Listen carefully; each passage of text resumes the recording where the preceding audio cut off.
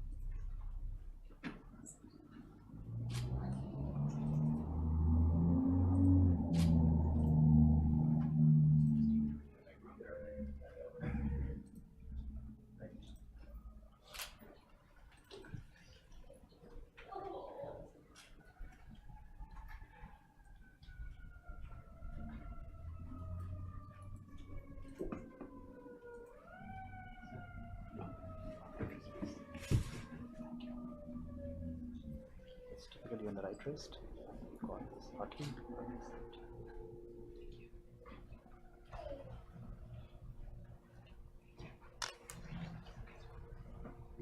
You'll get pictures together as well.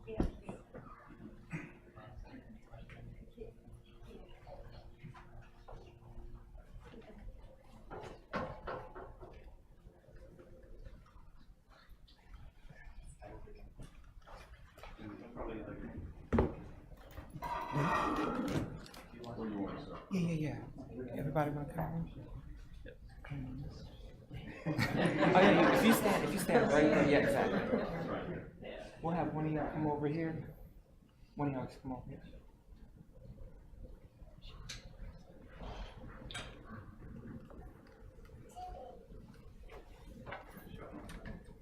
here. Everybody show your wrist.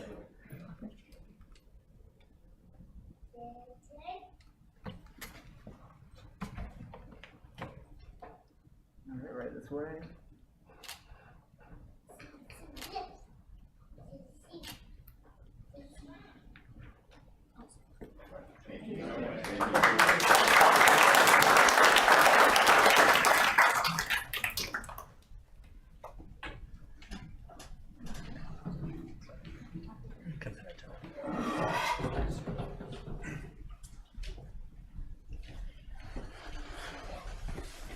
If you are able, please stand and join us for the Pledge of Allegiance. I pledge allegiance to the flag of the United States of America and to the republic for which it stands, one nation, under God, indivisible, with liberty and justice for all. Thank you. We move now to our consent agenda. All consent agenda items are considered routine to be enacted by one motion with the adoption of the consent agenda. and without discussion. If a council member requests discussion of an item, the item may be removed from the consent agenda and considered separately. Council members, you have the consent agenda in front of you. Are there any recommended changes? Hearing none, is there a motion to approve? So moved.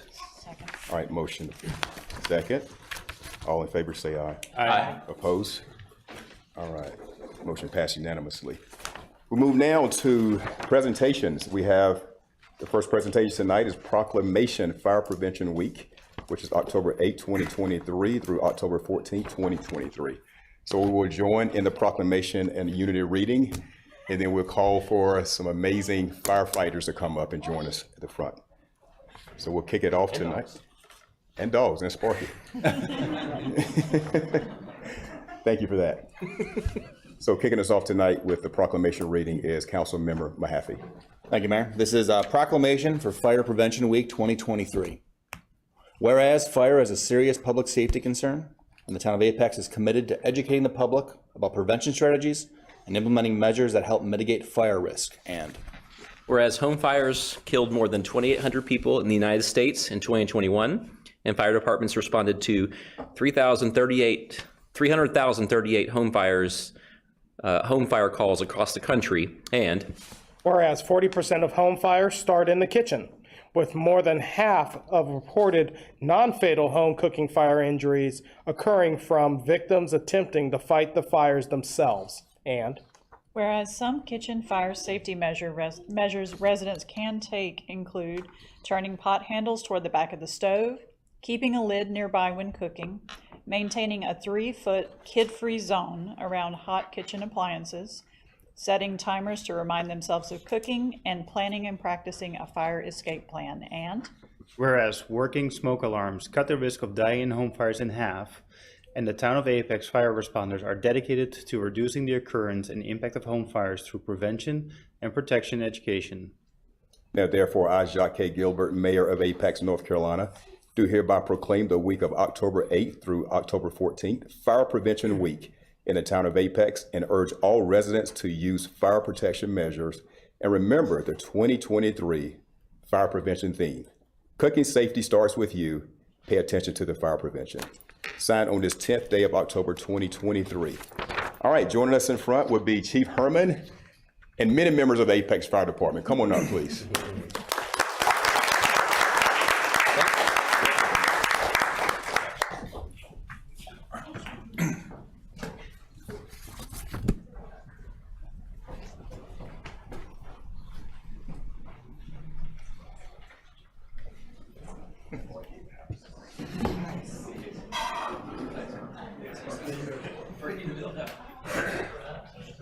We have one of y'all come on over here.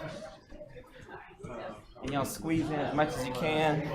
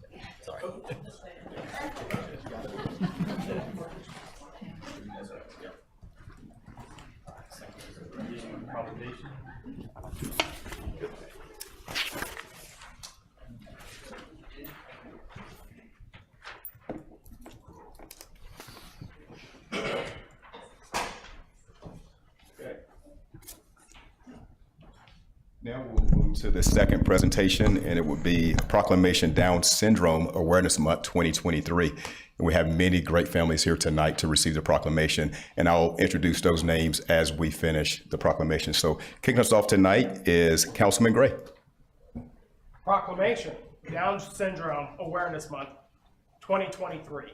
Whereas Down syndrome, also known as trisomy 21, is a genetic condition caused by the presence of all or part of a third copy of chromosome 21, which affects how the body and brain develops. And Whereas Whereas Down syndrome continues to be the most chromosomal condition affecting 1 in every 700 babies born in the United States and is usually diagnosed before or at birth, and whereas in addition to causing mental and physical challenges and developmental delays, about half the children with Down syndrome are born with some form of congenital heart defect, and Whereas World Down Syndrome Day's 2023 theme is with us, not for us, emphasizing the importance of respecting the self-determination of individuals with Down syndrome and involving them in various organizations for all aspects of teamwork and decision-making, and Whereas the town of Apex recognizes the achievements and abilities of people with Down syndrome and seeks to remove any stigmas associated with the disability. Now therefore, I, Jacques K. Gilbert, Mayor of Apex, North Carolina, do hereby proclaim the month of October 2023 Down Syndrome Awareness Month in the town of Apex and urge all residents to work together to promote awareness of Down syndrome and to celebrate the accomplishments of these beautiful individuals and their families. Signed on this 10th day of October 2023 by yours truly. So tonight, receiving the proclamation. All right.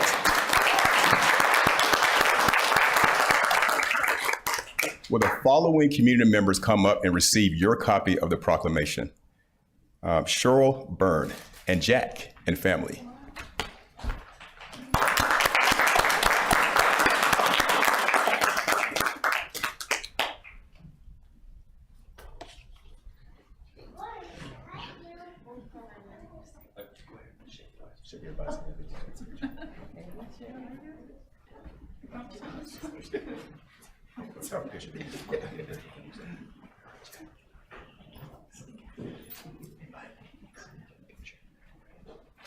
Want to do one family at a time or whole group?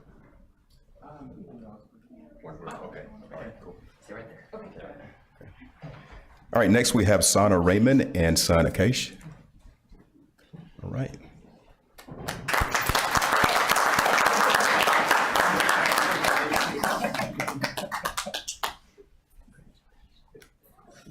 What should I say to the mayor? Congratulations, man. Thanks, Mayor. Of course.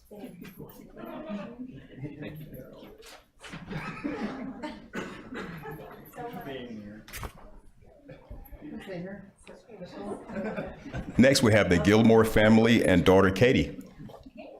Right.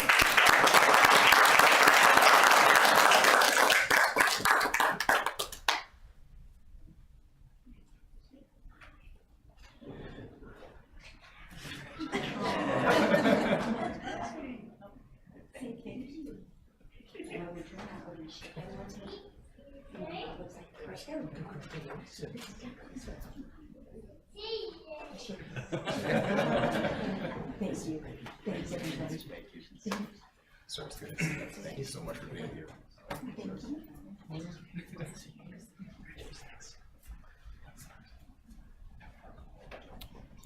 All right, Nellie Selcato and son Nick.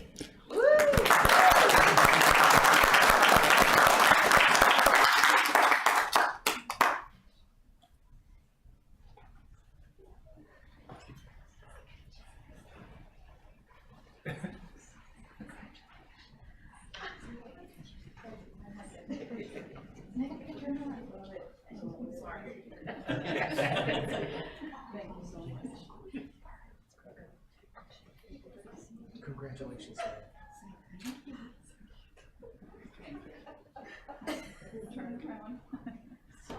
That's all right. You're fine. Take your time. Take your time. Take your time. All right. All right.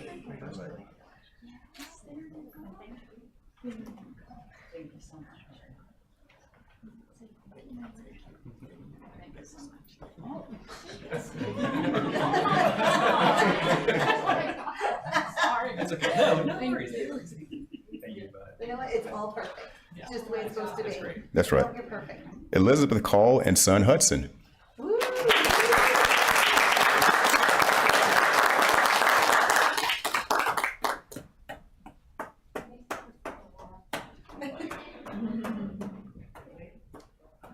look at that sharp-dressed man. That's right.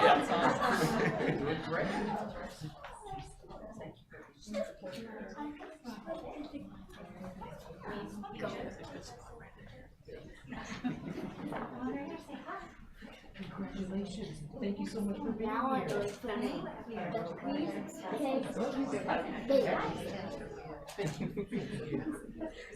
Say hi. Thanks for coming. Thank you. I'm gonna now. Say hi, Mr. Mayor. Say thank you. Hi,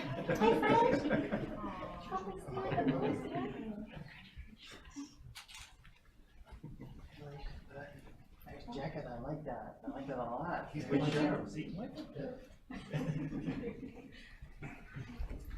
All right, the Das family and daughter Ahana.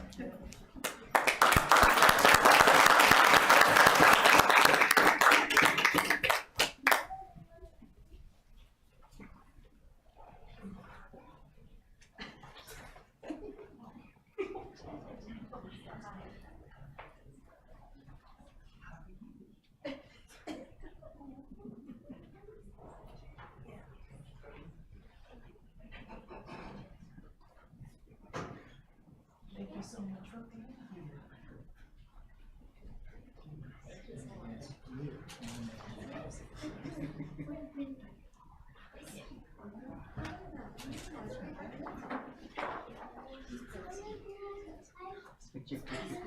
She's got her shoes. Thank you.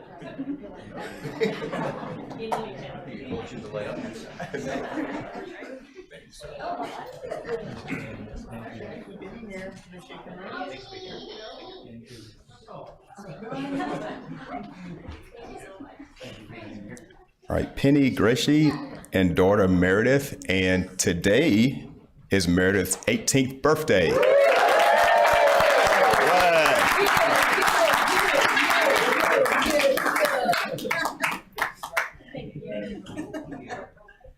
Happy birthday. Thank you so much for being here. Thank you. Thank you. Thank you for being here. Thank you. Thank you. Miss, don't. Thank you. Birthday. You came here to celebrate. That's okay.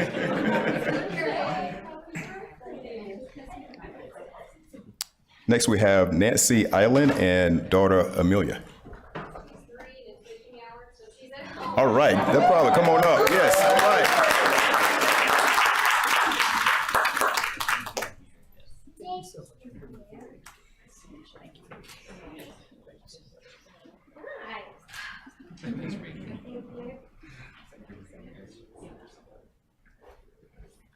Okay.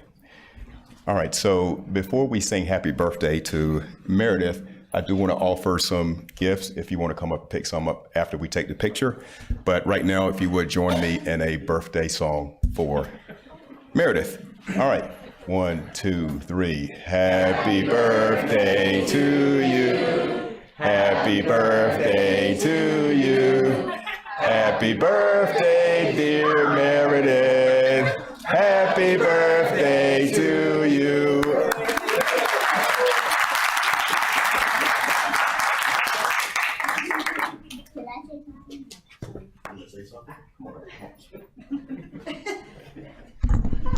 Hi. Good job, good job, good job. All right, we got to go ahead one last time. I am the mayor. I love it, I love it. Not Gilbert. Okay. All right. You got to wait 4 years. Let me have Cheryl. Come on up. Cheryl, I want to thank you for lining this moment up for our council meeting. So on behalf of the town of Apex, I want to officially present you this proclamation. Thank you. All right. Thank you so much.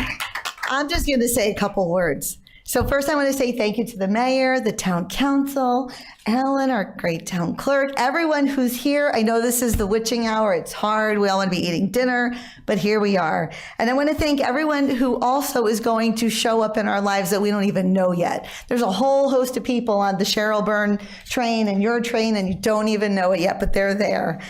I also want to say that there are good days. There are bad days. in rearing my typical children and taking care of Jack. And today is a great day for all of us. And the mayor knows if I had gold shoes, I'd be wearing them. This is a stellar day for all of us. So please just enjoy it and be happy we're all here together. And the last thing I want to say is when I moved to Apex, I called 10 people in the town. I was curious, how are the streets? Are there sidewalks? Is it safe? How is it going to be for my child with special needs? How is it going to be for my children? And I made a lot of phone calls and I did my due diligence. And then I moved here and I put my toe in the pool and then I put 2 feet in and I just had a feeling this was going to be a good place. And that feeling I had on day 1 when I walked downtown with Apex and said I was so happy to have my children here is the same feeling I have now. So I hope that you all enjoy every bit of your life and your time in Apex. And just remember today is one of those really good days. And keep an ear out and an eye out for all the good things coming your way. So thank you. And I am the mayor now. Just a second. All right, let's have everyone in for a group photo. Nice, happy family here.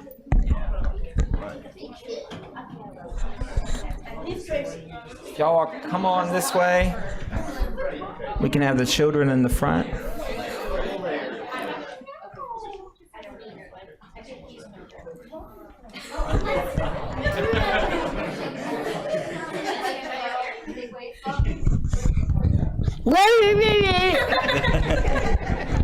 Is that your new buddy? That's your new best friend? Show right there.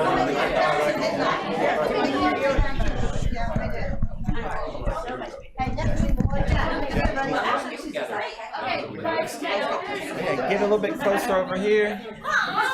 Y'all squeeze it just a little bit over here. On down.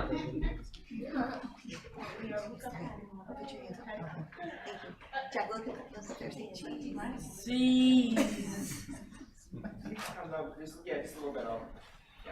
Yeah. All right, this way, here we go. See. Awesome. We'll take a couple more. Hold on. Super cheese. I think this is OSHA violation and all over. Jack, look up.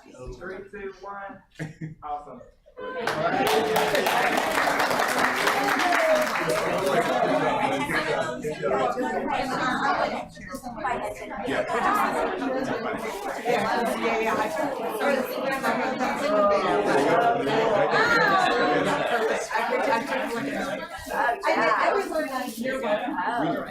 And I still have people pointing to me. Yeah,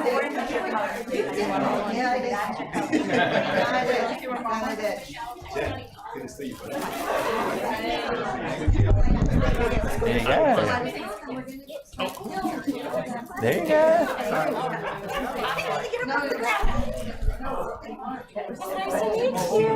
Justin, Kevin. Hang on, Kate. Yeah. Ready to go?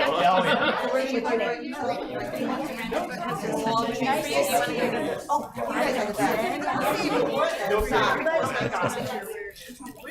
You're welcome. You're welcome. Akash, do you want to?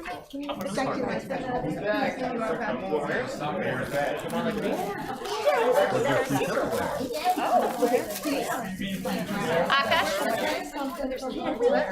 Yep. Do you want cards? Oh, you can. oh yeah. Sunglasses, pins, I want a pen. silverware, forks, and spoons. It's always good to have a pen. Sunglasses. So yeah, I'll be there. I got all your emails. Thank you. That's That was a win. Oh, I didn't get sunglasses. Justin, nice to meet you. Yes. Yes. Mama, by the way. Yep. Wrapping up becoming my favorite meeting. Yes, most definitely. There you go. Take that. There you go. Okay. Thank you. Thank you. Perfect. I don't know.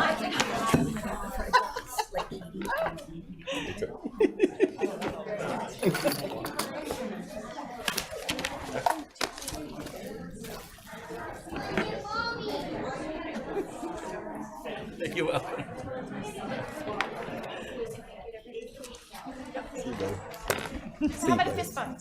I'll see you next meeting, okay? See you next meeting. Bye-bye. Yes, sir. I see. I gotta go. We can do some write-ins. True. No, you didn't hear that. You didn't hear that. It's the 18 rules. Yeah, technically. I mean, technically, you gotta be 18. Yeah, technically. Technically. But who knows rules? No, it's funny. Everything is fun. Yeah. We'll make a mayor for a day. Showed you how he feels. I know exactly. All right, wonderful presentations. We'll move right now into setting of the regular meeting agenda. Okay. All right, are any changes to the meeting agenda before we approve it?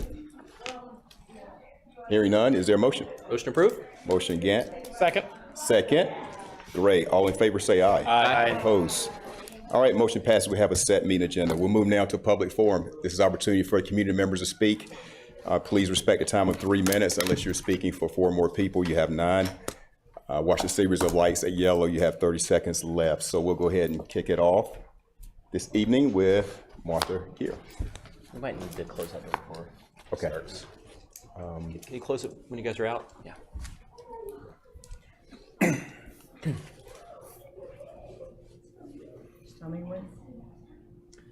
Hold on a second. Give us 1 second. 1 second. Yeah. I want to give you all your time so we can hear you.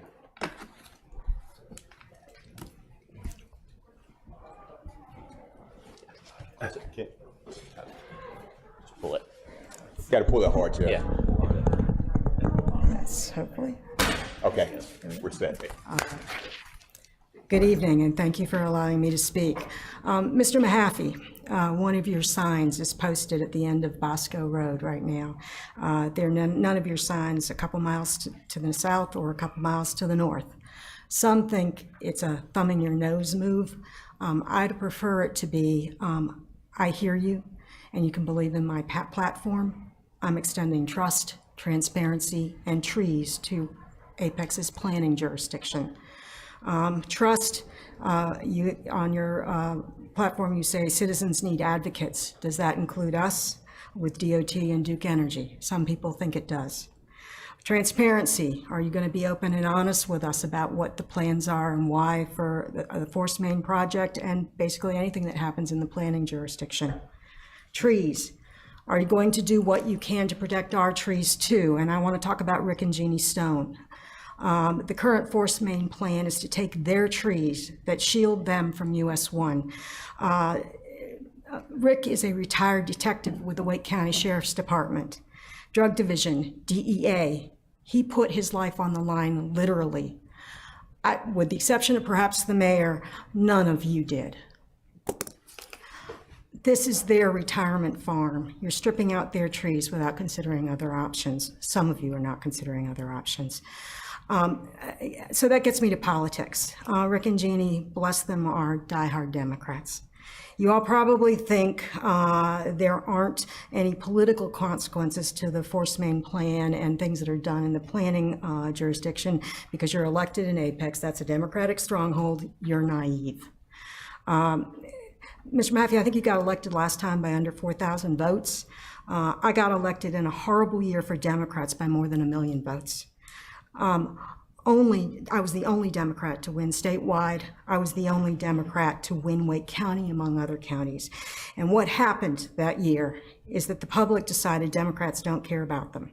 So they voted Republican, including Democrats. They went right down the line on the Republican side. They crossed over, thank God for me. I won't bore you with why they believed in me, but I will say that 8 years later, in another horrible year for Democrats, I won by 20 points. Now, part of it was because I married a dynamite political strategist, but I also learned that people, what they told me is that people cared what I stood for and the fact that I did what I stood for. So for you, all of you, in 2024 and 2025, people may not remember the names of any of you. But they will remember that you were Democrats and you didn't care about them outside of the town of Apex, and they're going to spread the word. So the consequences are that the people who will get especially burned politically because of what you do are the people running in 2024, like legislators. How many votes will you deliver to these folks to make up for the votes you're going to cost them? They're going to need those votes they had 2 years ago. It's real. I've seen it. You haven't. All you have to do is what Mr. Mahaffey's platform says. Mr. Mahaffey, if you'll do that and everybody else here does that, then we may be okay. Thank you. Thank you, Ms. Gear. Thank you for allowing me a little bit more time. Yes, Don Cozzolino.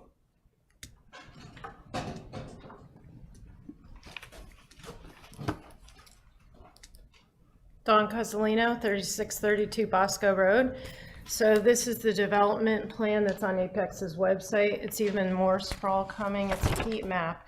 And why is that important to my topic tonight? Because we love where we live, and this impacts where we live. This is the beauty of Friendship and New Hill communities. So I was interested in transportation and accidents and things that kill or hurt or damage people's property and cause them physical or economic harm. So I thought, well, we're a densely developing area, so why don't I compare our traffic information to that of the state of New Jersey? Okay, so that's a densely populated state. The whole state of New Jersey is 9.2 million people. This town of Apex is 71,000. Now, square miles were less than 1% of New Jersey. Population were less than 1% of New Jersey, 1%. However, accidents, 291% higher than the entire state of New Jersey. That's a very disturbing, alarming statistic because it continues to go up. And I can't imagine the whole state New Jersey has 650 accidents, and there is 1,894. I mean, you could do the math on the statistics all you want, but the more and more cars that come in this corridor, the more that number is going to jack up. So what the heck are you guys going to do about it? Because inviting just more development is not going to help the problem. It's going to make conditions here dangerous and deadly for people. Not only that, that tree canopy that was mentioned, the unincorporated area gave you your good numbers, okay? So you forget about that when you do the report, oh, 540 and all this. No, we were the ones that gave you the good healthy tree numbers. And by the way, you can't just plant trees with anywhere you want because they won't grow healthy. The ones you should be doing is saving the ones we have today. And then lastly, so this was an accident on Bosco Road just a couple of weeks ago. 3-car crash, okay? This shouldn't be happening because people are flooring it all over the place. And, you know, the town of Holly Springs, all the towns, Chatham, I see them just, you know, there's log trucks going all over the highways, which is saddening me. Those developments are happening in Chatham, so it's getting squeezed and squeezed and squeezed. Okay, and vehicles are the only ways to commute in this area. There is nothing else. Thank you. Thank you, Ms. Cozzolino. Elizabeth Raystead. Elizabeth Raystead, 3113 Friendship Road, Mayor, Town Council, good evening. At the last Town Council meeting, there was a discussion about increasing the resource conservation area to 50% with the opportunity for developers to reduce that requirement by offering solar. And in that conversation, there was a statement made that you can't have solar with trees. I guess presumably because the trees are going to throw shade on the solar panels on people's roofs. So I'm here to debunk that myth. It's really important that you know that we can definitely have trees in the same place where there are solar panels. Case in point, if you look at pages 8 through 10 of the Apex Design and Development Manual put together, you will see there are 66 species of trees that max out at a mature height of 30 feet. So what does that mean? So if you're a one-story house with the average roof line at 15 feet with solar panels, there's 15 trees on there that you can plant that will never throw shade on your roof. If you're a two-story house with a roof line of 25 feet, there are 65 trees on this list that won't throw shade on your house. And if you're a three-story townhouse, which we're building a lot of those here in town, none of these trees will grow tall enough to hit solar panels on top. So when we talk about good public policy, it's important that we understand that tree strategy and solar strategy both can occur in the same place. And so while we definitely need to increase the RCA, it should not be coupled with solar. It should be paired with solar to say, you need to do both if you're going to go down that road, but never to say, hey, we can't have trees with solar. When you say that, you're repeating a myth that the Arbor Society, a lot of us tree lovers, we all just kind of cringe at it because it's like, do you really understand and know your trees? If you do, you know that there's plenty of options for shorter trees. Yes, they're never going to be telephone poles, but they're equally valuable. And the one thing that I really love about what the staff has done on this report is if you look on the far right, it talks about early flowers, late flowers, pollinator friendly, bird friendly, all the things that it brings to our communities in addition to providing some shade. So as you drive through some of these neighborhoods, and I know you may not have approved all of the original plans, but when you're looking at planting trees, understand we can do this in addition to solar. Thank you. Thank you, Ms. Stitt. And thank you all for coming out to speak during public forum. We'll go ahead and close public forum tonight and move now into public hearing. And public hearing number 1, Ms. Jenna Schaus, the Thoroughfare and Collector Street Plan Map Amendment for Shefflin Road upgrade.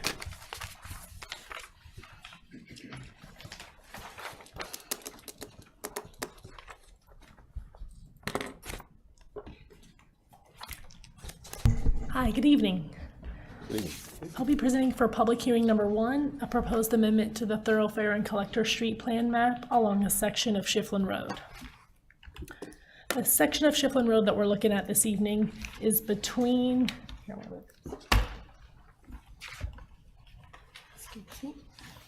is located between US 1 and the future intersection with the Apex Peakway. And the proposed amendment is to upgrade this roadway from a minor collector to a future major collector. And on this map, the green lines show major collectors and the pink lines show minor collectors, and some differences and similarities between the two. So I'll start with differences. So the roadway is a little bit wider along a major collector, and residential driveways are not allowed along a major collector, but they are allowed along a minor collector. And then the similarity is that the same right-of-way width is required for both a minor collector and a major collector. So the major collector designation is appropriate to consider for this section of Shefflin Road, as there are limited opportunities for crossings from a thoroughfare over US 1, and in this case it would be from the Apex Peakway, so this would provide a future connection from that thoroughfare over US 1 when that is built at some point in the future. Additionally, the upgrade from a minor collector to a major collector will allow this section of Shefflin Road to accommodate bicycle lanes in the future, and that's tied to the next item on the agenda as well. And planning staff recommend approval of this item, and at last night's meeting, planning board unanimously recommended approval as well. I'm here to answer any questions that you may have. I'm just surprised this was a minor collector before, considering there was a call for a grade separated crossing here. Right. And I wouldn't expect to see a grade separated crossing called for a minor collector. That's what made it jump out when we were doing the review for the next item for bike lanes. Seeing that this was a major collector and wanting to add bike lanes, it made sense to extend those. Am I correct to assume that there's no plan for that grade separated crossing just yet? That's correct. There's no funded project. Yeah, as a follow-up to that, yeah, I was kind of, if that never happens, Shefflin's going to be less, it's going to have fewer cars on it than it does today because of the Peakway, presumably would take some of those cars. So would we undo that if that intersection never happens? Undo what exactly? Undo the major collector if the intersection never happens? Along Shefflin? Yeah, if the Shiflin US 1 overpass never occurs, do we still need that to be a major collector in that little section there? I think it's a good question. I think we would, if we wanted bike lanes along it, we need it, and if we don't want residential driveways, I think those are two perks to having it as a major collector, to get that connection to the Peakway, but I see what you mean without this connection, there might be a little bit less need, but we're kind of planning ahead in case that is funded. Okay. So I can't speak to if it would go back right now. I think we'd have to see how it plays out. Okay. Does that kind of answer your question? Okay. I was just going to clarify, like none of this is funded, none of this is on our CIP either, right? This is all. See it in the wrong. That's correct. Yeah. But the Peakway will likely happen much earlier than the intersection would happen, like by decades probably. Sure, I mean, and DOT could build that eventually, right? Maybe. Yeah. I'm skeptical, but maybe. Well, if they have a project for US 1, 55, I don't know. You're probably right. I hope so, but yeah, okay. Other questions? Hearing none, thank you so much. We'll go ahead and open up public hearing for comments. No one is signed up to speak, therefore, public hearing for comments is closed. It's back to council for further discussion, or is there a motion to approve? Make a motion to approve. Motion to approve, second. Any other discussion? All in favor say aye. Aye. Opposed? All right, motion carries unanimously. We'll move now to public hearing 2. Jenna Shouts.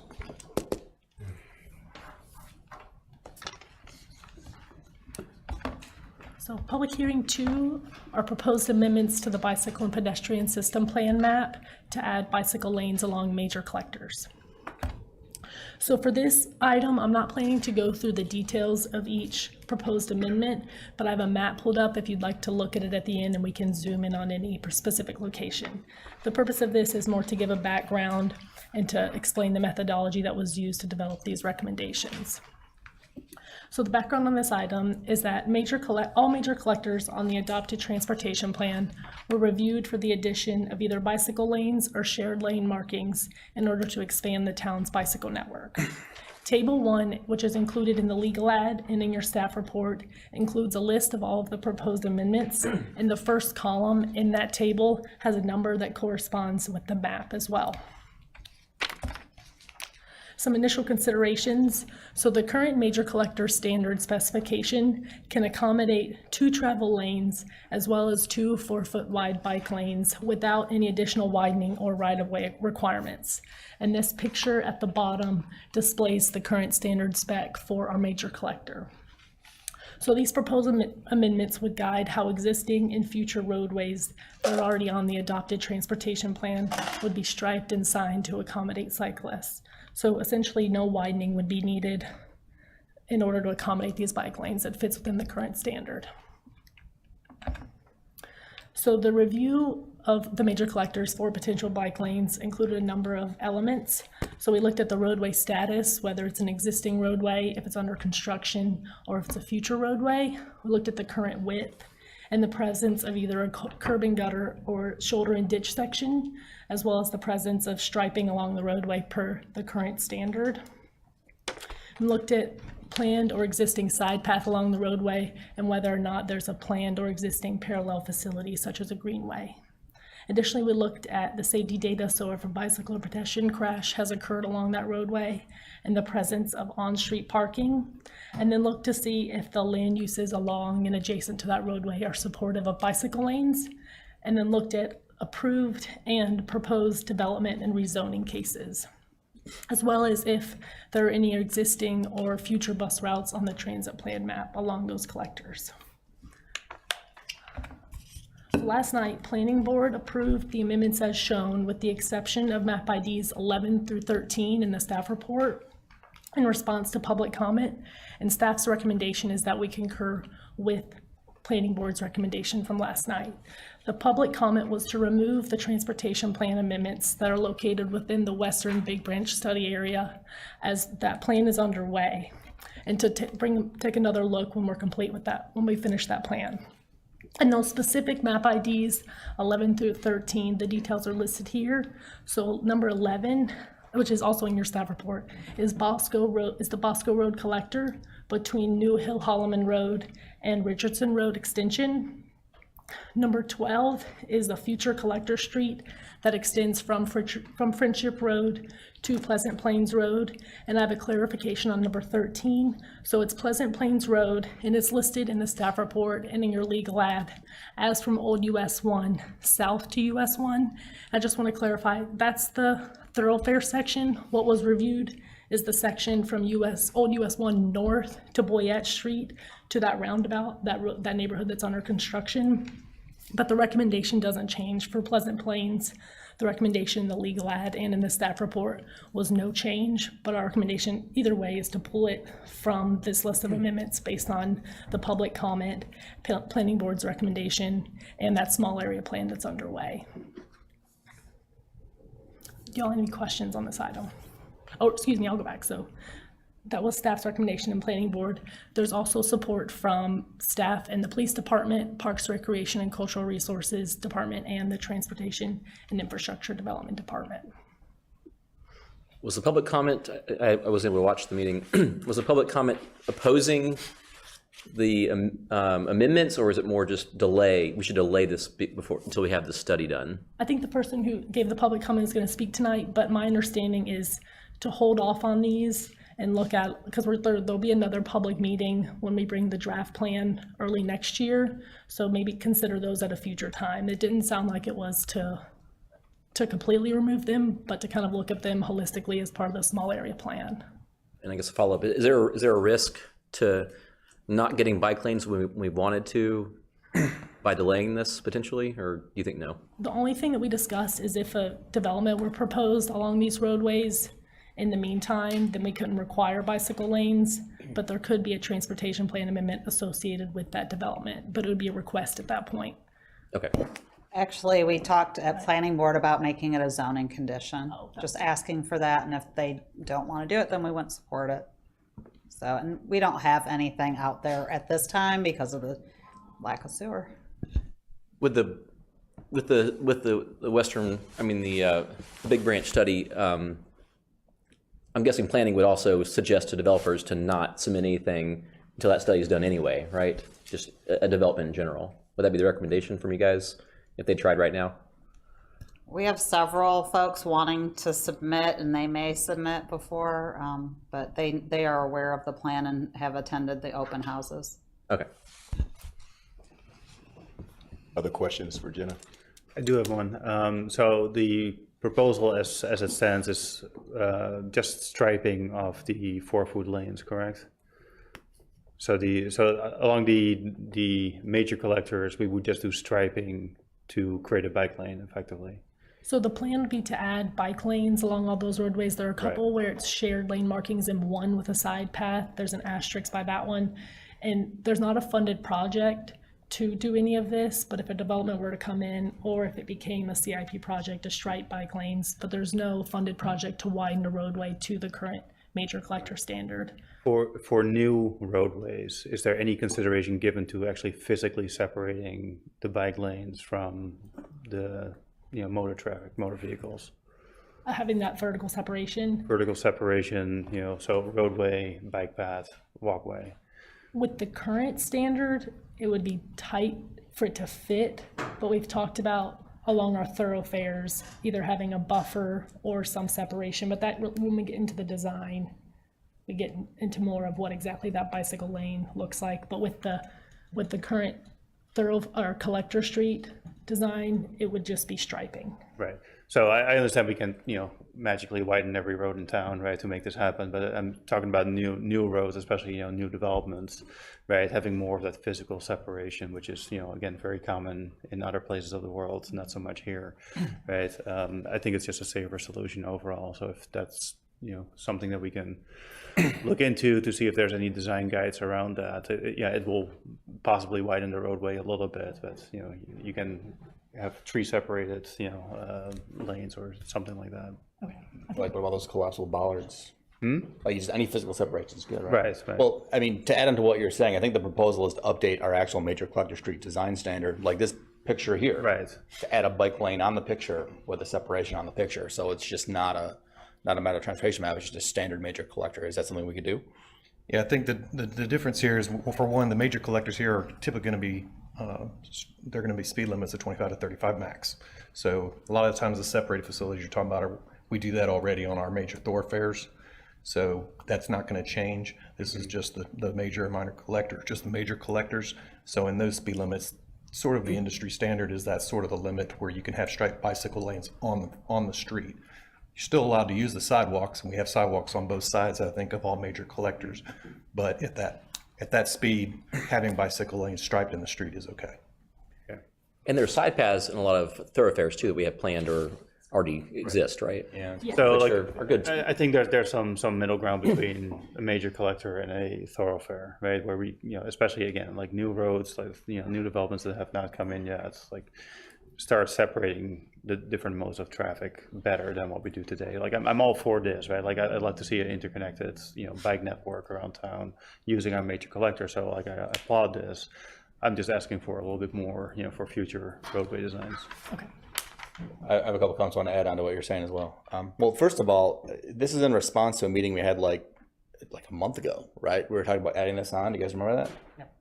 Like you guys did all this in a month? The parking. Wasn't it the parking you're talking about? No, it was, we talked about adding major bike lanes to the major collector to ask them to take a look at the whole thing. Like we did the one off Barbecue, and then we said, well, can you look at the rest of them? Is that in response? I guess I'm just amazed it's here so quickly. Yeah, we started that, I think it was early this summer. It took a while. Oh, okay. I see what's going on. Yeah. You should have just said, yeah, we did it. We did it in like a week. I've been working 80 hours, guys. All right. What was I going to say? Oh, yeah. I think to your point, like another question that I want to ask is, should we be asking for an additional right-of-way dedication for minor collectors in case we find it necessary in the future to add bike lanes? So the right-of-way is the same requirement for minor and major. It's both 60 feet. It gets down to the roadway width. Oh, it's a that pavement. differs. Mm-hmm. Okay. And probably would be upset if we just increase the pavement width. There'd be no difference between a minor and a major collector at that point, I guess. Right. Okay. So we could, when you get the right of way from minor collector, the town could come in later and add pavement and add in as a project. Well, with the major collectors, we have sidewalks on both sides, right? So with a minor collector, you can still do, again, a separated bike path both ways on one side of the road. Like, so within your 60 feet right away, you can potentially have a bike solution going to and from, right? But only on one side of the road. I think in minor collectors, we have sidewalks on both sides of the roads as well. Right. We do, and it's a narrower utility strip on the major collector, since it's a wider roadway. So here, that 6.5 bumps up to 10.5 when you get to minor. All right, well, I guess it's a complicated question, so I'll just move on from there, because I also wanted to ask, in terms of implementing this, it sounds like we now have, we adopt these amendments, a long list of places that would call for bike lanes, that we have the right of way, that we have the pavement. What does it look like for us to go out and do some of these? Because I imagine in terms of cost of our projects, this is relative. I'm sure it's not dirt cheap, but it's cheaper than pavement. Now we just have to restripe. So do we have a plan, and can we have a plan to go out and over the next year or something identify the highest usage areas for bicyclists to go out and add some of these stripes and not wait until, I'm assuming if we don't do it proactively, would it automatically be done the next time the road is repaved, which could be 15, 20 years? Is that true? No. That's a good question. I think I might point that to Chris. Okay. Because And department. there's a South Salem bikeway on the CIP that costs more than I would think it should. It does, and I don't understand that. Yeah, I don't I either. thought for some of these, if we're just restriping, it's not a big deal. Right. Yeah, we certainly could handle this through the resurfacing program if we're going to do a neighborhood or that has a major collector, and we feel like it's safe to go ahead and add because a lot of these are the ones that are out there today. Some of them have the edge lines already in place. They just don't have any bicycle symbols. And to also go back and answer a question, the minor collector streets are narrower, so they're only 27 back to back. They're not the compared to 35 back to back. So in most of those situations, they would either not have any kind of bicycle accommodations or be just sharing the road, and those are all 25 miles per hour. So yeah. Does that answer the questions? I think so. So repaving, I think it should be our policy to always do it when we repave. I'm surprised, let's do that. But I also would like to proactively have some sort of budget next year, this year, to identify some high trafficked areas and go out and restripe them early without having to wait for repaving. And you can pull up the striping and redo them, lay down the bicycle markings, something like that. Let's just not sit on this. Let's go and do something. Let's find the important areas. I know it's a big list, can't do it all in 1 year, but that's my request. And that's one thing, in the review, we noted if it's something that we can go ahead and ask a developer for, or if the roadway's ready for the town to stripe. So I think that's the next step, is requesting funding. Right. I'll give you the funding. Okay. Okay. But by yourself? The South Salem. No, one of hopefully a group of us. The South Salem Bikeway plan is like 150,000 or something like that, and that is the most popular one on that Bike Apex plan we had. So I don't really know why it costs so much. I guess it's DOT has to review, or maybe you know, Sean, better, like why these things are not just paint on the road and all that. The South Salem, generally, I mean, I think there's widening that has to occur with that one. Oh. So yeah, there's a lot there. Oh, you got a railroad, and so there's a lot more complicating factors dealing with the South Salem one. Okay. I thought it was just the. And will it be a separated path, or is it just road striping? Jen has done a lot of the planning on that. At one point, there was a separate path, but I don't know if that's with the bike lane or not. There is plan for a side path along the long section of South Salem, but the bike lanes we don't have a design, but I imagine it will at least be buffered due to the high speeds, at least once you get to a certain, once it gets south of Peakway, once it goes over 35. Right. That's why. And since we're already going to do the widening, if there's an opportunity to have that buffer included. You're getting your steps in today, man. Off the top of my head, I don't know. I know that they've got bicycle lanes shown on South Salem as you get out of town. I don't know if they're buffered or not, but they are showing. We currently our standards show on street, but there's also comprehensive plans for side paths on specific corridors as well. So in some situations, you may have an on-street accommodation and an off-street accommodation. Right. Because along Depot 499, we're having the multi-use path, but it's not connecting to anything right now, right? So I'm just wondering if we're planning on extending that. Not on the north side because of we're 540. We can't. There's not room to extend the side path on the north side of Salem there, but it's planned on the south side, further south, and then it ties into the linear park as well. But there are plans for bike lanes along the entire corridor. But on the plan, it doesn't call out whether it's buffered or separated. It just calls bike lanes, and then when we get into the design, get to that level of detail. Okay. But we can't stripe that one right now because it doesn't connect, and so they're going to stripe it without it. That was my understanding, which is to me very annoying. But if we'd already done this, it would have been. They would have done. The developers would have done that one. That's subject to DOT approval since it's a state road. Yeah. Okay. And they don't typically like to see them marked unless they have they're connecting to something else. Right. Great discussion. Any other questions? All right, we're moving now. Open up the public hearing for this item. Elizabeth Pitt.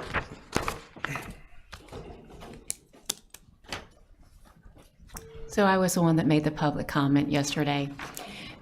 So, all of this happened really fast.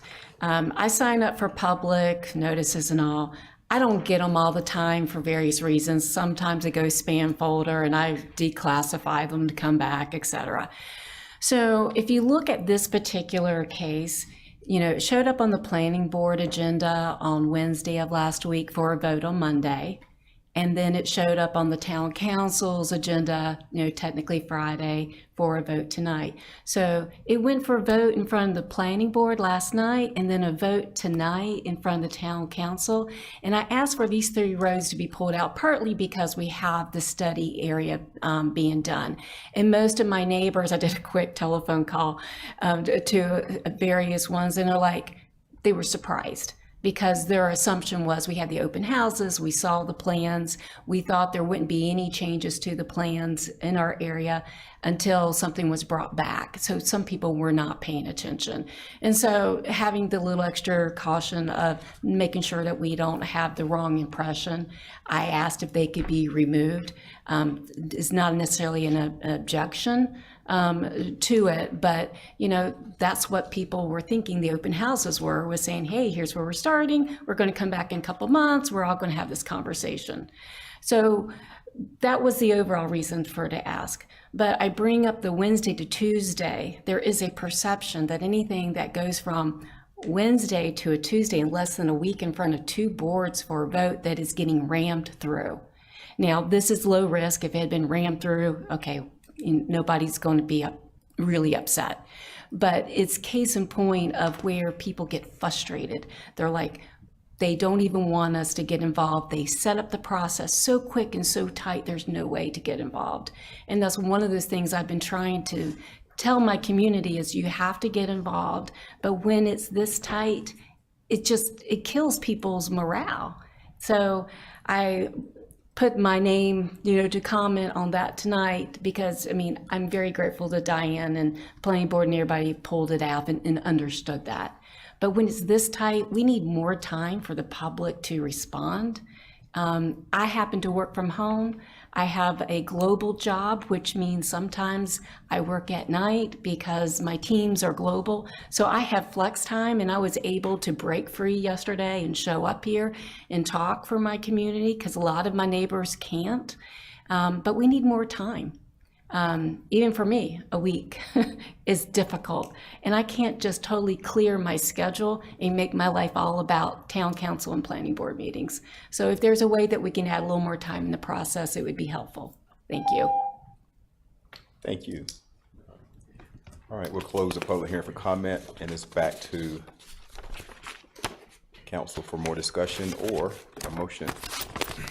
Make a motion to approve. Motion to approve, Zegerman. We'll clarify. With the removal of the 3 items. All right. Motion. Second. Second, Mahaffey. All right, any further discussion? I think it's worth noting we don't do the back-to-back thing for like public hearings because they can be controversial. I guess we figured this one was not. It's not much of an anti-bike contingent, I don't think, in Apex, hopefully. But anyway, I think it's clarified that never happens because we don't do it that way. But this was it's the smaller, non-controversial-ish thing. So I think that's worth saying. Good point. All right, all in favor say aye. Aye. Opposed? All right, motion carries unanimously. We'll move now to new business 1, facade grant program. Proposed eligibility changes, Diane 10.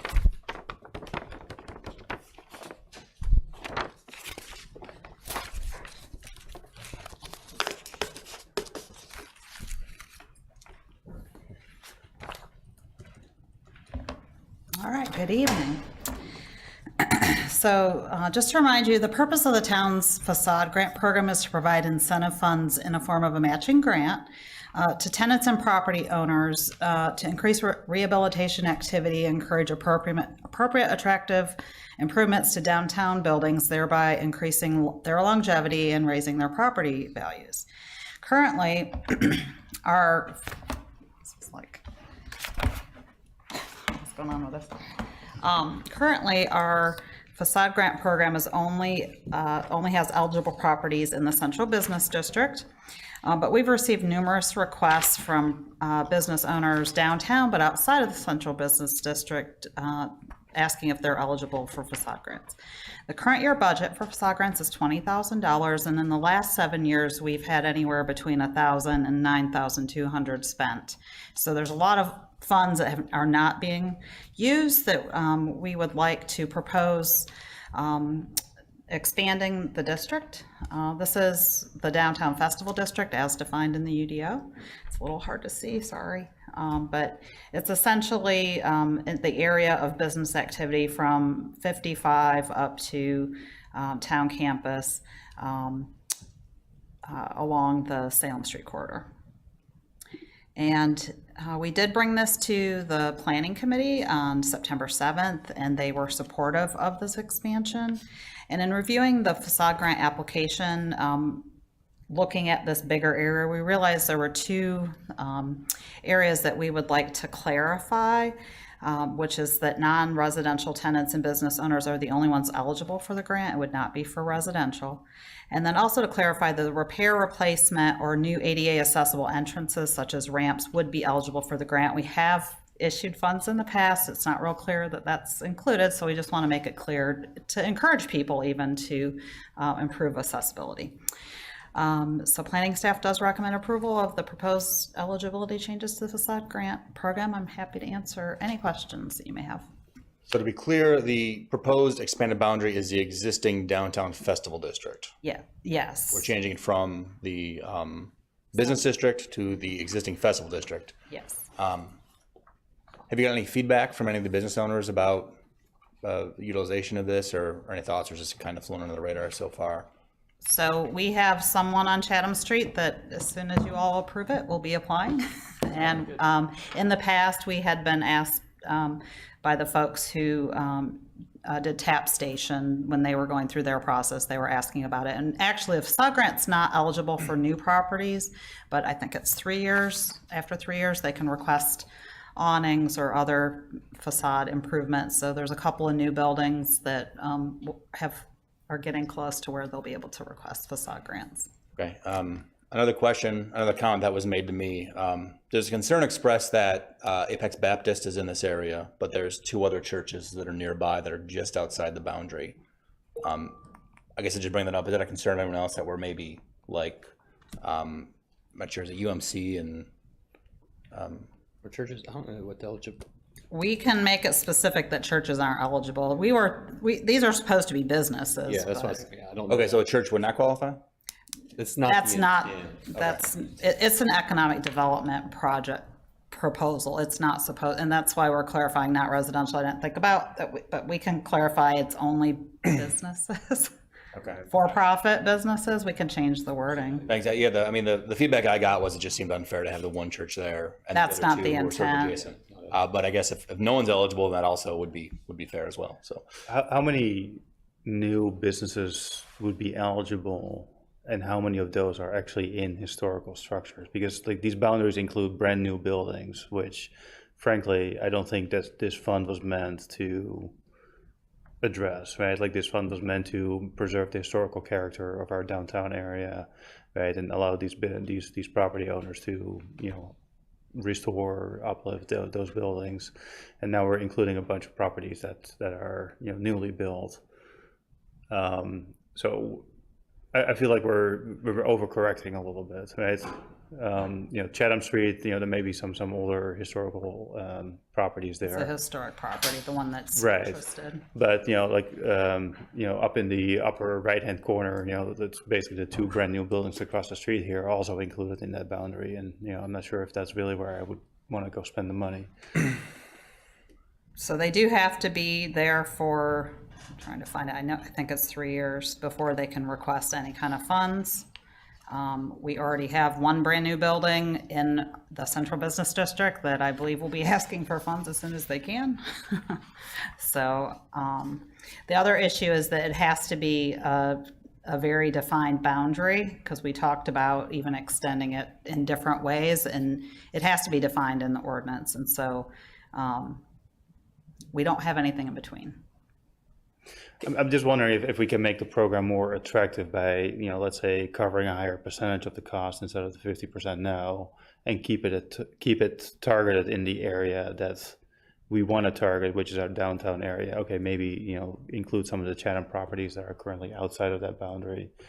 But expanding to this range and including, brand new properties, again, I think that was not the intent of this fund. Like, correct me if I'm wrong, but. Well, the intent wasn't necessarily historic properties. It was just to make them look better, to make the downtown more appealing looking, right? It wasn't like only for older buildings necessarily, like really old buildings. It was for all the buildings.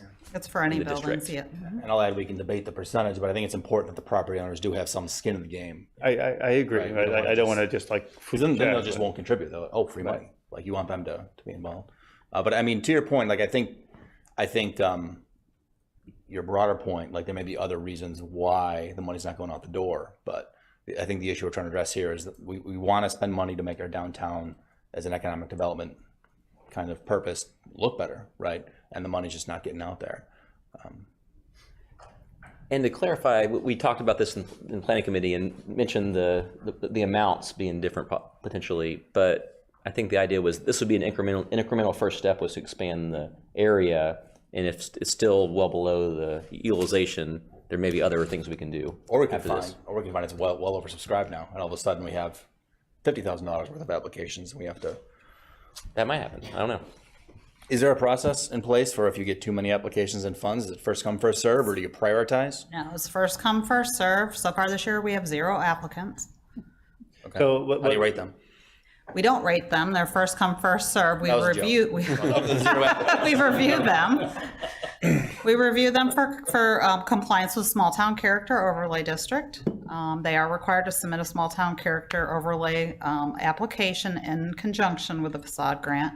If they're historic, we review them with capital area preservation, make sure they're meeting all Secretary of Interior standards, and if they don't, they get turned down. And so for the ones that have the ones that would come in for newer buildings that are not historic, and there's several I can think of closer to 55 that could use some facelifts, honestly. We would just work with them to see what they wanted to do, make sure it was attractive, make sure it met. There are standards in the small town character that are not for historic properties. We would look at that. So. I got a question. How far south of 55 does this overlay? It does. The downtown festival district ends at West William Street, and that's when you all had adopted that as the festival district. That's where it ended. Which is why I have a concern with it. And I get the downtown festival district, but there are businesses south of 55 that could really use this grant.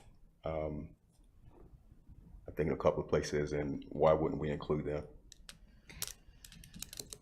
That's just a question. We would have to do a completely different district. It couldn't be this district. It would have to be. So yes, it's more for the grant I'm concerned about. No, I'm thinking like, so this is something that we've already recognized as a district, so it's easy to, Totally understand that. fit it. But I think we have an opportunity to bring more people. I mean, if you look at 55 South, it does need an uplift big time. So how do we help those south of 55? Could you clarify, you're talking about south of 55 on South Salem? Yeah, or down, I'm talking about down 55? Wizard Barbershop. There's other businesses there. Down South Salem and, yep. Or over 55 to the east? Or 55 South Salem. South Salem. Yeah. I think that 55 needs a lot of work, but that's a plan in the works at some point, right? The 55 between Salem and US 1, obviously, is not the best. I understand this is established, but how do we help those other businesses south? How do we do that? I'm in agreement with the mayor. I think this does need to be expanded south because we do have a lot of businesses down that way as well. One you mentioned is it's going to be affected by 55 widening. So any investments are probably lost eventually, right? I do have a question with regard to the number of applicants or inquiries that you guys receive from those outside of the kind of the current downtown business area. How many is there like? What sort of comments, what sort of questions, what sort of inquiries do you get from those other businesses, if any? We have been asked about, are there any facade grants for areas outside of the central business district, and we've said no. I mean, that's essentially the extent of it. The one property is either 1 or 2, let me look here. Like it's this one, it's one property outside of the current central business district. I have one other question. Concerning the applications and the uptake, looking at the application, you require a small town character site plan. Why is that necessary? Is that, because it seems to be pretty. Staff helps folks with their site plan. We print out an aerial, we draw on it. They're not hiring anybody. Okay. Liz Lofton is our administrator for small town character and the facade grant, and people are not, if they're not capable of printing it off IMAPs and doing it themselves, we help them. Okay, I'm just trying to look for other possible reasons why the uptake may not be very high, if there's any barriers in the application itself. But you're saying just taking a map in with a pen would be good enough to count as a site plan? Yeah. All right. Yeah, I mean, this if they just do an aerial and you take a Sharpie and you say, but most of the time it's not even that. They can take a picture of their facade. This is what it looks like. Here's the quote we have from our awning company to add awning. It's almost always awnings that people are asking for, but because they wear out.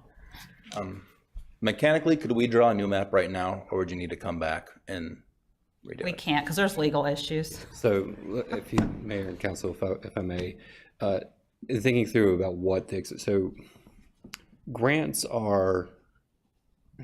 have to be very narrowly tailored to make sure that we meet statutory guidelines.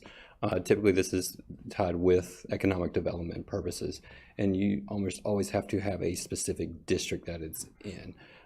Now, to expand to where you expand that to, it's not completely arbitrary, but downtowns have long been recognized, just in general, as central business district, as economic. You want them to be economically viable. Expanding the scope beyond downtown, you're starting to talk about a broader economic development small business program that may or may not be allowed to use grants, and that's what Ken's referring to. Like, we'd have to look at what those legal options are. So there's also you have to consider what limits on resources there may be available as well. If you start drawing arbitrary guidelines, it definitely does not work. So it's kind of like downtowns have long been established as areas that can be defined, your central business districts. Beyond that, with our growth and who we are, it's kind of downtown or everybody. And so we'd have to really look at what program we could develop for that. Special districts can be drawn throughout the town. Those are usually reserved for special needs districts and things like that. So those would be things that would have to take more time to look at and more clearly define. There's statutory processes for how you establish those as well. So this was, as Mr. Gant mentioned, is more of an incremental step specifically for downtown. Does not preclude further expansion of other small business improvement or other small business programs that we may be able to develop. I mean, Joanna and her team with Colleen and Barbara are definitely working on a lot of small business efforts. So it's one we can put to them to further research and see what options may be there. So may I request that specifically, if we're talking about just the central business district or expanding the festival district, the First Baptist Church, we commonly go down, we march down to that area. We have festivals that include all of that area down that way. I think they should be included in that district. So it's expanding south of West William Street all the way down to potentially St. Mary's AME Church. So to include that whole area as part of this district. So what I'm hearing is that you would like a UDO amendment to change the boundaries of the downtown festival district versus something with the facade grant. Well, I don't know if that's necessarily the request. And I think just my reading of the room and it appears that we want to make sure that we don't have we're trying to expand the applicant pool, but we all recognize that there are other worthy applicant pools, and we want to be able to extend the small town character overlay outside of the area that we previously have defined as being the festival district. I think what would be useful for me is, I know we currently take applications on a first come first served basis. I would like to see a criteria and maybe a review board, and then expand the geographic reach of this small town character sort of overlay, because I can't really say that I'm like, oh yeah, only if you're downtown you get the look small town character. I mean, it seems like that's the sort of thing we want throughout all of Apex, and if there's businesses and regions or aspects of the town that we can help move us in that direction, it seems like that would be quite frankly, an equitable way of addressing it. So that I would like to see a criteria, and then basically sit down and figure out where we want to overlay this as to whether or not it's just festival district, outside the festival district, or town-wide. All right. So to that point, the small town character overlay district is different from the festival district. True. And the small town character overlay district has other statutory implications. Right. And some of the property owners may not want to be in the small town character overlay district. Exactly. Yeah, and so that's why I say we should ask and determine what the criteria is. So this criteria is to match it with the festival district. Right. Which I think in terms of zoning and land use is a lighter touch than the small town character district. Yes. Right. But still, the property owners may have some feedback about being in that festival district or not, right? They're already in it. Right, This is yeah. I adopted. mean, No, the ones to the south. Oh, to the south. To the south, the one. right. The festival district mainly is for businesses again, and it's for the temporary use permits to have special private events on private property. It potentially might affect, I don't know, but I think the businesses down there aren't doing those things anyway, but if they wanted to, it would affect that. So I guess what I'm trying to bring this around to is, I think we have to have a map and define boundaries for this grant program.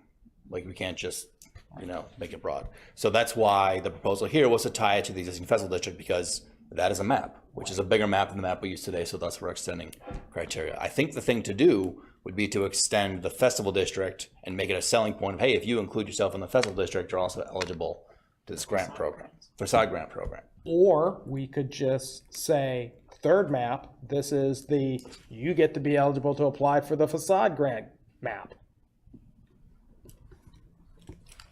And that's what I think is probably we're drawing maps right now. And right now, if you go outside the downtown festival district map, that's greater than the small town character area map. And it's certainly, there's no rhyme or reason, not to say it's arbitrary, because we're certainly not making an arbitrary decision based upon actual reasons and study, making that clear. But it seems as though we could create maps if necessary, just to kind of accommodate the fact that we have a grant, we're not getting enough applicants for the grant. There are places that we all have in mind that would be great places to be able to apply this grant, but they can't simply because they're outside of the map that we've drawn. There would need to be a study done for those areas. Yeah. For the We grant. don't have, For the you're facade talking grant? years from now to have the study done for an area that's larger than just expanding. You could expand this how you all have suggested. That's not an issue. It's in the same vicinity. You're talking about the small town. I'm talking about, if we're talking about going down 55, which was one of the things we looked at, there needs to be a small area plan or a corridor plan along 55 for that whole area before you start saying, here's the map to have facade grants for this area. This was something that was proposed back in like 2007, 2008. It all went sideways. Never happened. But that is not something that can be done quickly or easily. That's a several year process because you have to engage all the business owners. You got to start from scratch, and it's not something that we could do. This was just an interim thought. If y'all don't want it, that's fine.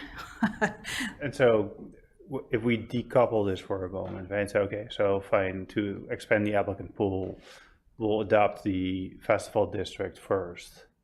And then as a separate matter, we'll look at the festival district and say, okay, is this still the right festival district for the town?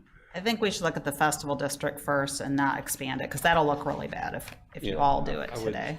My recommendation would be if that's something you want to look at, is table this, and we'll just bring it back after we've had a chance to evaluate the festival district. Make sure that those folks are open to being part of the festival district, whatever, what would accompany that. So given staff time to do that, prove that, and then you can come back and do this with that if need be. Because the idea is to make sure we're not arbitrary. There needs to be a reason. There's a lot of but-for clauses in North Carolina general statutes, and providing grant money is one of those. And so you need to have a reason, to make sure it's tied to economic development. Oh, and the biggest thing that I see here is there's a lot of historic Black businesses and church areas that are south of this that need to be given the chance to be a part of this. The churches wouldn't be included. It's not economic. I understand not the facade. Okay. Talking about the festival district specifically. I understand. So I guess I'm confused. To Councilman Gray's point, do we want to keep this coupled to the festival district or not? Or do we want to just have a separate map where it's separate? I would suggest that we follow Sean's recommendation, which is look at the festival district again, then bring this back as that. Sounds good to me. The bad part about that is the businesses that want it right now aren't going to be able to get it. Yeah, if we know what we're eventually going to do is a superset of this, why not approve this tonight and come back again? Because there's probably people watching right now who are ready to apply. Yeah. Who have been following this for a few months, and why delay that if we know it's eventually going to be a superset? Come back with a second one. I'd agree with that. I think that's what I was trying to say, but I think Sean has got some concerns about that. Well, you could do that. I mean, it's just another process. I wouldn't extend. I mean, I think you're still going to add the same steps into it. Where okay, you can approve this as is, but I think the recommendation is still then to direct staff to look at the festival district again, see if that's the best fit on the festival district, and then if that's the case, then you could come back and look at the grant program then. I mean, there are a few questions we have that we need to evaluate, but yeah, you could go with what you have now as that's what it is. So either way, I think you'll get to the same steps wise, evaluate the festival district, then look at the program. But if in the meantime you want to, here's where it is with what's already approved. We know that's tied to downtown. We know that that's tied to economic drivers in our downtown. Then that's fine as well. I'm good with that. Let's just go ahead and approve this, and as long as staff has got their eyes on it to look at expanding it, I'm good. Councilman Gray, what do you think? You having heartburn? As long as we don't lose track on this one, because the concern that I have is, I don't want it makes no sense for someone to look north of William Street and say, yeah, historical. Look south of William Street and say, not. It just strikes me as not a good look. I don't see any problem with this is just what it is. It's already been adopted. I don't have any problem going straight down Salem, because this is basically a Salem corridor look at this. But if you're thinking about other areas like 55, which clearly could use some help, that needs to be a whole plan in place before you start putting a facade grant on that corridor. Which is in the budget for a future year, right? I think. It's been on the list since like 2000. We actually started it and it got pulled. So we actually had a steering committee and everything back in the day.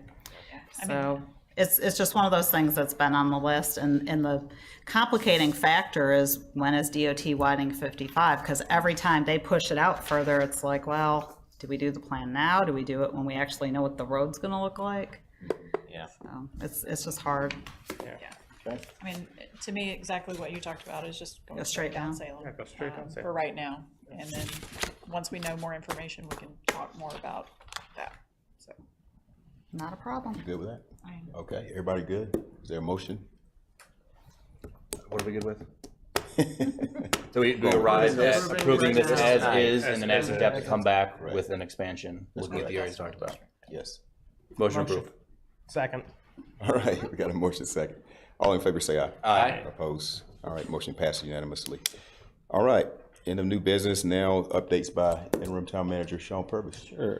So I'll be brief. So real quick, just wanted to highlight some of the recent events we've had, both on October 1st, our Love Local event downtown, which went very well. We received positive feedback from both our patrons and residents that came, as well as downtown businesses and other small businesses that came to the area, to the point we're probably looking at that being an annual event for our small businesses throughout town. So, and also last night we had our Indigenous Peoples Day celebration. I thought it was very well attended, and excited that we were able to host that and have those festivities. I think we had a promise to get the chicken bops. The chicken bops. Yeah. Okay. He was gonna come in and make us some. It was really good. So, yeah, they went quick. Yeah. They went quick last night. They did. So you see, I went up to get some more, and it was gone. Yeah, I'm a little upset about it. I'm looking forward to coming back. Also, last week, and I'll let you know, but just for the good of everybody, we did go to the bond market for the sale of about $28 million in bonds. The majority of that, 24.5, is for the Peakway project. We will close on those within the next 2 weeks. We don't have the funds quite yet, but we've gone through the sale, received the bids, and we'll close on those in 2 weeks as we get closer to the first steps of the Peakway project construction-wise. Also coming up, just a quick reminder, we have a couple work sessions next week. Finance work session on Thursday, talking about water and sewer fund as well as general funds and projects and what options we have coming up and the impacts on the funds and how we might be able to move forward with some additional projects.